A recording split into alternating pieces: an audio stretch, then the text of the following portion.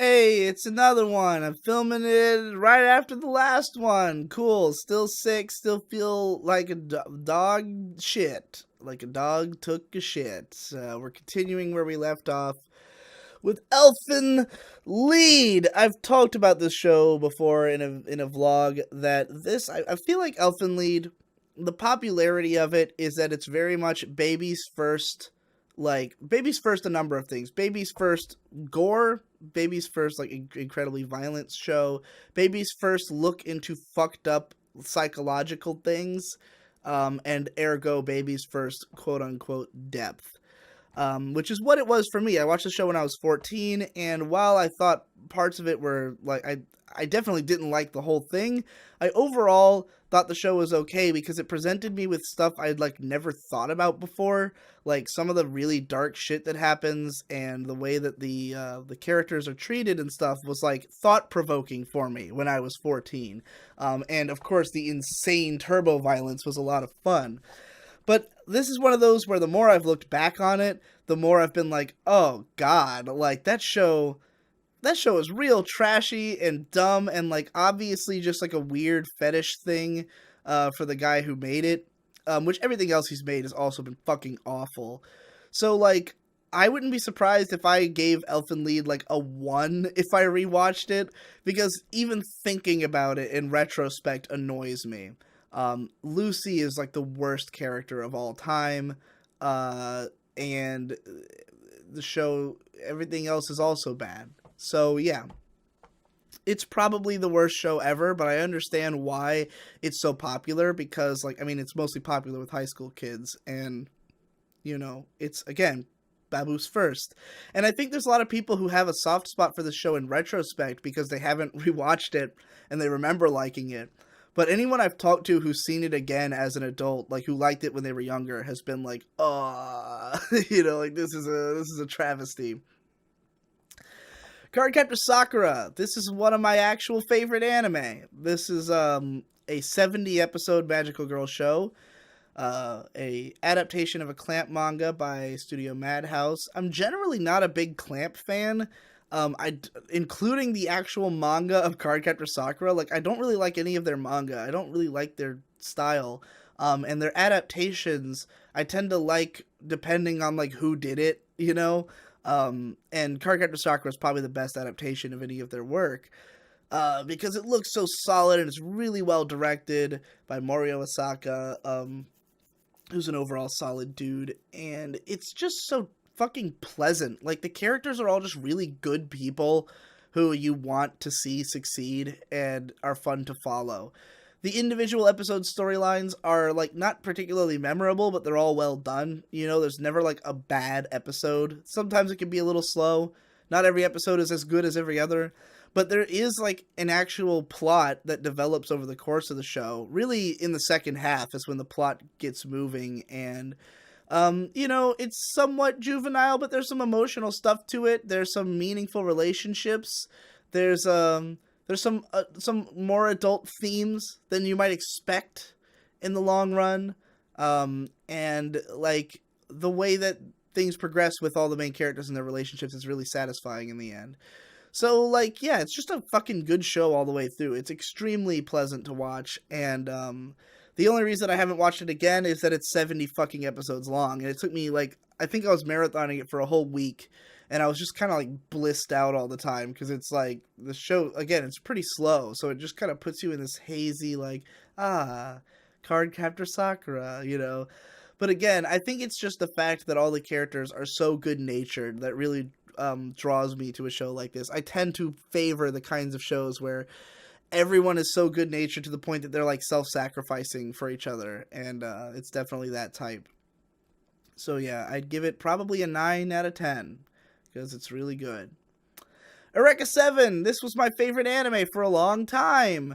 It's fucking great. It's a coming of age story of epic proportions, a big adventure story, a hero's journey tale, if you will, but with some weird elements to it. It takes place in like a far-flung future Earth that's been through like all kinds of different technological revolutions and shit. There's mechs, There's fucking mechs that surf on the sky. And it's fucking cool, and they're riding like the planet's energy waves and shit.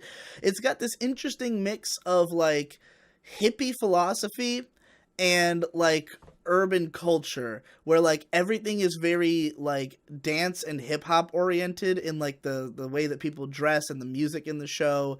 All the fucking mechs are named after synthesizers that are important in like electronic music. And the like um the philosophies of the show are more like new agey and like hippie stuff, and so like there's this combination of those elements in the character of the show, which is all just to form a backdrop for this coming of age love story about this dumbass kid who just kind of sucks because his town sucks and his life sucks, and he wants something bigger for himself, and he falls in love with this beautiful girl at first sight, but she is so much more adult and has so much more going on with her life than he does, that, you know, his desire to protect her and be her man, it just completely falls flat because he doesn't understand, he's way out of his depth. And so the show is about kind of beating up on this kid and having him grow through his interactions with other people and learning about the world. And then as he matures and she actually does need companionship and needs someone to help her because shit gets fucked in the later part of the show, you know, they start to develop a relationship together, and then it solidifies into something really beautiful at the end, and there's all these great side characters who have their own awesome narratives, and it all culminates into a huge fucking climax. It's like 10 episodes of just climax, and it's fucking badass.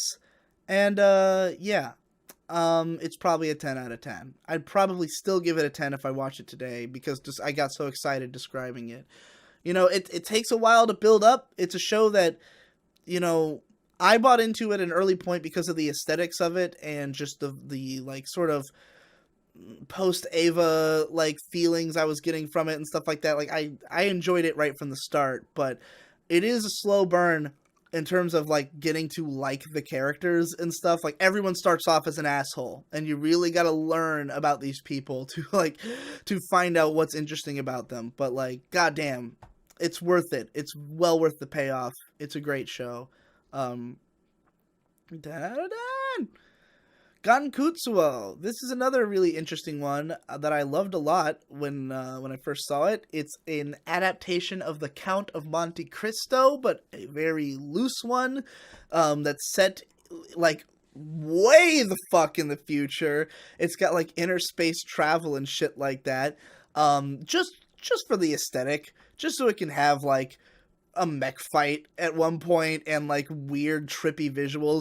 The show is best known for like the really out there visual style where like everything is like textures that don't move, like the characters move over the textures and stuff, and there's just like lots of random weird CG shit, and everything's extremely like ostentatious and over the top. It's crazy to look at, and it's really cool. And the main characters, like the Count of Monte Cristo himself, is a really fascinating and charismatic character. And from what I hear about the actual book Count of Monte Cristo, the anime is a much more nuanced take on his character, because the book kind of presents him as this like he did nothing wrong, you know, like all these people, like he was just a perfect guy and everyone beat up on him, and so he comes back for revenge. The anime doesn't even dive into his backstory until later. It starts off at like the midpoint of the book with the revenge plot, and it presents him as this mystery character, and like it's much more morally ambiguous and dark and fucked up, and like there's lots of moving parts to it. It's a really interesting thriller kind, like I would say it's basically just a thriller, which is kind of rare in anime. There's not a lot of thriller shows, but like most of the ones that there are pretty good. And Gankutsuo is definitely one of the good ones, and it's got this fucking hype ass ending song where every episode ends on like a cliffhanger, like past a certain point. I want to say like episode 7 or so. The show starts off pretty slow, but once it gets rolling, it's like a non-stop, oh god, I gotta see the next episode. And it'll end on a cliffhanger and then kick in with this banging ass ending song, but you're just like, I need to know what happens next. I will say the ending is a little weird. I remember thinking that it could have been better in the end, but like the road to get there was so entertaining. There's lots of big payoffs in the narrative, so yeah, it's worth checking out for sure. I'd probably give it like an 8, based on my memories. It's a good show. Next up, Genshiken. I love Genshiken the manga. It's one of my favorite manga. It's extremely detailed story about the life of otaku, what it means to be an otaku in Japan in like college in the mid 2000s. Like, it really is a time and place thing, because like a lot of shit has changed since then, but like back then it was the perfect portrait of like this culture and everything about it. And I watched the show when I was first getting like deeper into otaku culture, and it really informed the way I would do things from then on out. Like, it informed a lot of my interests, and like, for instance, this room full of posters, like this is very Genshiken-esque, you know, like it's what was the thing at the time, was to decorate your room like that. So, like, yeah, it's kind of an important piece of otaku history. Now, the anime series has strengths and weaknesses. The strengths are the voice acting. All the characters have perfect voice actors, in the Japanese version at least. Like, it's a lot of fun to, like, see it animated, hear them talk. It's got good color choices and shit. But the disadvantages are that, one, the production's not very good. It's way less detailed than the manga, which I made a whole video about that, I think. Yeah, like the details. Go watch my Genshiken video. It's about that. I always forget I even made that video because it didn't get like a lot of response. I don't think many people cared. But like, yeah, there's a huge difference in the detail level, and then also the anime doesn't cover very much of the manga, in spite of having like several seasons. It always like I don't remember if it even concludes it, because there was like the first season covers like the first 2 volumes or so, if that. It doesn't cover very far. And then there was like an OVA, and then a second season which gets like further but not to the end. And then there was another OVA, and then and then I think it just skips to the second series. I don't remember if the anime even concludes the first manga. But in any case, it's still good. Like, it's a fine adaptation of Genshiken if you also read the manga. You know, like, I would never advise this as a substitute for the manga, but it's still a good show that's, like, worth checking out if you've read the manga as well. Just to see it animated, you know, just to hear the voices and all that, and to feel the kind of tone that's brought forth in the animation. And to see all the Guilty Gear footage, because in the manga, in both, they play a lot of fighting games, but in the anime, I guess they had some kind of deal with the Guilty Gear guys, and like every time they show a video game, it's Guilty Gear, which is pretty entertaining.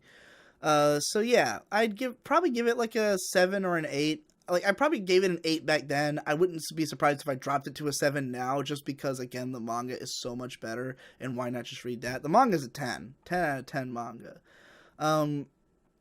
Alright, Jungle wa Itsumo Hare no Chigu, or just Hare and Gu, as it was called in English.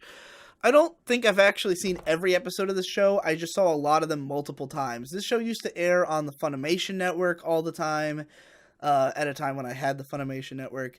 And it was my brother Shade's favorite show when he was like 8 or so. Like, he was a kid, and he was really into this show. It's sort of a spastic comedy series with this one. It takes place in the middle of the jungle. All the characters are a little eccentric, but there's the most important character, Gu, who's like this weird sociopath robot thing. I don't know what the fuck she is, but like, she basically is constantly fucking with the main character, Hade, who's like the overreacts to everything and just wants a normal life kind of character. And she's constantly like tricking him and fucking with him and trolling him, essentially. the weird thing about this show is that sometimes it goes really wacky, but then on average it's just kind of standard. Like it's just like a normal anime comedy show that's not very punchy in its directing, so I feel like a lot of the jokes fall flat or it's just not that funny. Until it goes into like a weird, absurd place. But like it only does that so often. And yeah, I never thought it was that funny of a show. And I mean, I've seen probably 26 episodes worth of it just because Shade would watch it all the time. But like, you know, I didn't care that much for it. So I'd probably give it like a 5 or a 6, like depending on, you know, I don't know if their later episodes are better than the earlier ones, but like, because I've mostly seen the earlier ones like over and over again. But in any case, I'm not the biggest fan. Maho Tsukai ni Taisetsu na Koto, or I think that translates to like things important to wizards, but the English title is just Some Days Dreamers. This is a show that looks nothing like this fucking image that's on here. I don't know why that's the like the production art for this show looks nothing like the show. But it's about this girl who wants to be a wizard, and she's from like the countryside, and she moves to the big city to become a wizard. It's a very slow Iyashikei show. And I watched this in like 2007 when I was just binging all kinds of shit, because there was a period of a few months where I would come home from school and watch a 13 episode show every day. That's how I got through, like that's why my list is so big. It's like just a few periods of mass watching. And that was one of the early ones. And back then, the crowd I hung out with was very into Iyashikei shows, so I always tried to watch them, but I never really got into the genre. Like, I always wanted to be more into it than I was, and eventually I kind of gave up on it. As you will know if you've seen me talk about, like, more recent Iyashikei shows, I'm usually pretty harsh on them, because I just get fucking bored watching them. And this is one of those cases of a show that, like, I watched it all the way through, I gave it a 6 at the time. I think I was mostly watching it on, like, peer pressure, or, like, wanting to, like, Iyashikei, but I remember being pretty bored and it not leaving any impression on me. So if I watched it now, I probably just wouldn't finish it. I'd probably give it like a 5 or a 6 if I did finish it, but I wouldn't, you know, so it's hard to say what I'd score it, because I just wouldn't finish something as slow and boring as that. Alright, Dot Hack Legend of the Twilight. This was a show that I had loved the manga, at least the first volume of it. I owned the first volume for a really long time. I'd read it like several times because it's really fun. It's the most fun version of the Dot Hack franchise, because this one really focuses more on the fact that it's a video game and the main characters are like having fun in the video game, unlike Dot Hack Sign where everyone's miserable all the time. So it was a pretty fun, like, just fan servicey comedy series, like very mid-2000s moe kind of thing, but in a video game, and it was pretty fun. Then the anime came out before the manga finished releasing, and it aired on Cartoon Network, and I think I finished the manga finished and the show finished at like the same time. So I finished the manga and finished the show. The manga gets really dramatic and like overwrought in ways that I thought were stupid even as a teenager. I talked about this in the fucking Dot Hack podcast. In fact, I don't even need to talk about this because I said everything I have to say about it in the old ass anime cast on Dot Hack. The point being, the anime is not good. Like, even compared to the manga, it was not good. Now, it does have a phenomenal soundtrack and some of the best animation and art design that B-Train ever put to a show. So I don't think I hate it. I'd probably give it a 4 or a 5 if I watched it today. But yeah, it's not like worth it. But the soundtrack is fantastic. Paranoia Agent. Oh wait, that's already rated. Skip that. Starship Operators. Starship Operators is a really interesting concept of a show that I feel like they could have done a lot more with. It has good moments. It's a show about, there's a bunch of like cadets on a spaceship, and they decide they're gonna do some kind of thing. I don't remember exactly like why they're on the ship, but basically in order to get funding to run their ship, they agree to have it be a reality TV show. So like basically the whole show, there's all these cameras around and shit because the characters are like they're like manning this ship and doing this like important shit, but it's all being filmed for reality TV, so they can do like the reality TV cutaways and stuff like that. Which is an interesting concept. It doesn't do that much with the reality TV concept though, and as the show goes along, the main appeal is that it becomes a like tactical battle driven show. And it's one of those where like an action scene will have very little like shooting and explosions and a whole lot of characters figuring out how to take the perfect shot, you know, to destroy all the ships in the right order and stuff like that. So it's pretty entertaining on the tactical battle front. I remember having a good time with it, but it's just not super memorable. Like, it just doesn't do enough with the concept, and I don't think it has like a proper ending, because I think it was like an ongoing series of books. And so, yeah, it feels like it just kind of dabbles in this neat idea, but doesn't, doesn't flesh it out to enough where you think about it in the future. I think I gave it a 6 then, and I'd probably give it a 6 now, going on memory. Meanwhile, Shakugan no Shana is a show that I gave a 6 then, and I'd probably give a fucking 2 now, if that. Shana's the worst. Shana is so bad. Unfortunately, no, you know what? I'd probably give it like a 3, but like it's not as bad as I remember. Like, I hype it up to be worse than it is, because I wanted to do a Your Anime Sucks on Shana, but I went back and watched the first like 3 or 4 episodes, and it was really just mediocre. Like, it wasn't bad enough to inspire like the sheer rage that it takes to make Your Anime Sucks video. But like, the thing about it is that at the beginning of the show, Shana is introduced to us. Like, the main character is just who the fuck cares. Like, his name is Yuji, and I created the name Yuji Everylead based on this character. If you've heard me use that name at the start of my light novel, Yuji Everylead, like, that's my generic name for a main character in one of these shows, because he's just a boring fucking shit. He's just a high school kid who doesn't know his direction in life, and he's very like weirdly into normalcy to like a disturbing degree. But he's boring as fuck. Then Shana shows up, and she's this beautiful character design, immediately interesting because of that. But she like wears a trench coat, and she's a badass. And she shows up, and her thing is that she fucking kills monsters. That's what she does. Like, there's monsters show up, she kills them. That's all she's there for. She doesn't even have a name. Her name's not actually Shana. They just call her the flaming-haired, burning-eyed, which is a fucking mouthful. But she shows up, and this kid like ends up involved with her in some way. And basically, her view of the world is purely logical. She's like, you know, I do my job, it's fine. There's these spirits, they have to die. Humans get tangled up, they have to die. Like, there's some edginess to it. And the main character guy is like, oh, no, emotional, that's all bad. That's bad stuff you're doing. You're doing it bad.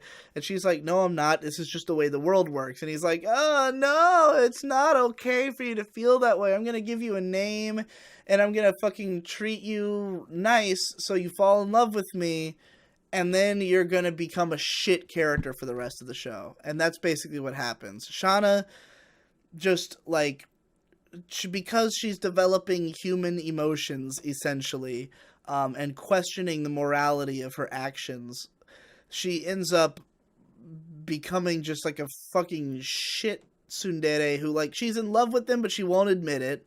So she constantly acts like a bitch for no fucking reason. There's a love triangle with another completely boring character from the main guy's class who shouldn't even exist. And it doesn't go anywhere. It's just 24 episodes of boring shit. It's badly produced. I don't want to talk about it anymore. I'm bored just talking about it. It's a bad show. I really wanted to like it at the time because I loved Shana's design so much. And I like the overall aesthetic of the show. It looks kind of like Persona in a way, but like it's not good. I'd give it like a 3 or a 4 probably. I don't know. Boogie Pop Phantom. Boogie Pop Phantom's an interesting one because it's not really that similar to the Boogie Pop books, and I'm a huge fan of the books, but the anime is much more horror oriented. It's more of a like anthology horror style thing. Like, each episode is its own story. its own like self-contained narrative, but each of them interacts with the other in some way. But it's not like deep, like it's not like this deep web of intricate interconnected stories. It's more like they all just happen to be happening in the same place, and every once in a while there's a little bit of like crossing the streams. Like usually you'll see an event from a previous episode in a different one, like, and so you know that these are all happening together, but like each one is mostly its own story, and it's basically about these supernatural happenings in the city that are based around psychological issues. Like maybe a character is fucked up in the head in this way, and then they get a power that relates to that, and then something bad happens to them. It's pretty entertaining as like just a psychological horror anthology kind of thing. It doesn't really build in a massive way. There's like everything becomes connected in the end, but like it's not super satisfying or anything like that. And the artwork's not that great for a lot of it. I don't know. It's an okay show. Like, this show used to get mentioned in the same breath as, like, Lane a lot. Like, it was compared to that because they're both kind of trippy, psychological, weird shows from the early 2000s that both aired on Tech TV. But, like, I think Lane has a lot more depth, a lot more to say, and much more memorable characters. Boogie Pop is just kind of a little bit of fun. You know, it's kind of a fun, interesting time. But it's not going to stick with you the same way, and especially not the same way that the books will, because the books have way more thematic depth than the show. And there's definitely stuff that's added to the show if you have read the books, because it takes place between the first and second book, and so like a lot of the characters are recurring from that, and there's like some thematic relevance to that. But like overall, it's an okay show. I'd give it like a 6 or a 7. It's it's nothing exceptional, but it's good. Haibane Renmei. This is one that I feel like I enjoy this show less than most people, because Haibane Renmei is like widely considered among anime bloggers at least to be like one of the best shows of the 2000s. And it definitely has a lot going for it. The artwork is phenomenal from Yoshitoshi Abe, who he was the guy who did the character designs for Serial Experiments Lain, Technolize, and Nia Under 7.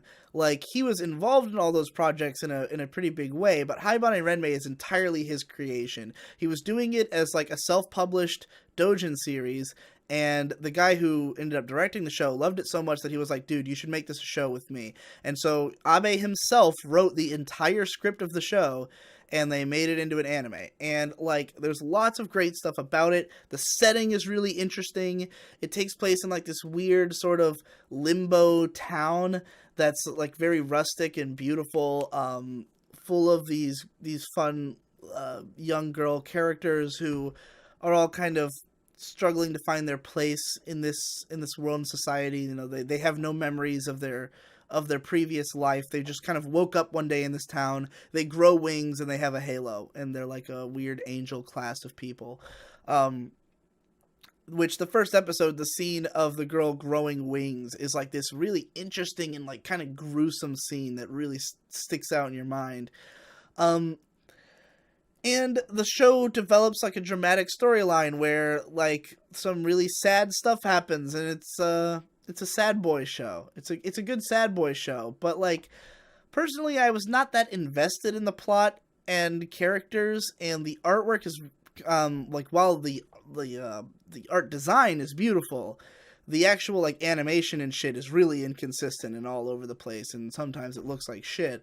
The soundtrack is phenomenal. That's another big part of it.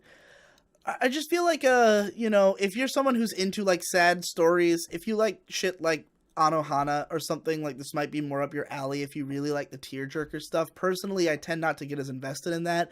I liked the show more in the early episodes where it's just kind of low-key, like, slice of life, exploring this weird, interesting town. That's the part I found the most interesting. Once it develops the narrative, I was like, okay, I see where this is going. Like, I don't know. I feel like when a show feels normal to me, that's when I start to lose interest. Like when it turns out it's like, oh, this is a show with a plot. Like there's a point to it. but the point's something I've heard before. I liked it more when it was just some weird shit. Just exploring some weird fucking town. Because it feels like a video game where I just want to run around and look at stuff. So, yeah, I don't know. I don't know what the fuck I'm talking about. Haibane Renmei, I'd probably give like a 7 or 8. It's a good show, and there's a lot going for it, but I don't think it's for me in the same way that it is for a lot of people. Gun X Sword, this is another perfect example of the 26-episode adventure show that once it starts to develop a plot becomes worthless. And this one wasn't even that great from the beginning. It's kind of just like a mediocre action-adventure story. It clearly is like trying to go for the atmosphere of like a Trigun or even a Cowboy Bebop. Like, it's got lots of cool, slick characters, like this old Western vibe, but in a sci-fi setting, like this gunslinging and like weird weapons and stuff. But like, the characters aren't that cool. The dialogue's not very good. The individual episode storylines aren't that good. It's just kind of an okay time. And then once it gets into the plot, it gets really stupid because most of the characters are not that likable. The dialogue gets really repetitive. It's another one where I felt like the villain had more of a point than the main characters, and I kind of wanted them to win. Yeah, in the end, I just felt like it was really mediocre. And at the time, I gave it a 6 because, I don't know, I had lower standards back then. I'd probably give it like a 3 or a 4 now because I don't remember it having that many redeeming qualities. And that's it for this episode of this show that I'm guessing is going to have like 80 episodes because I'm only getting through like fucking 15 shows at a time. So look forward to that.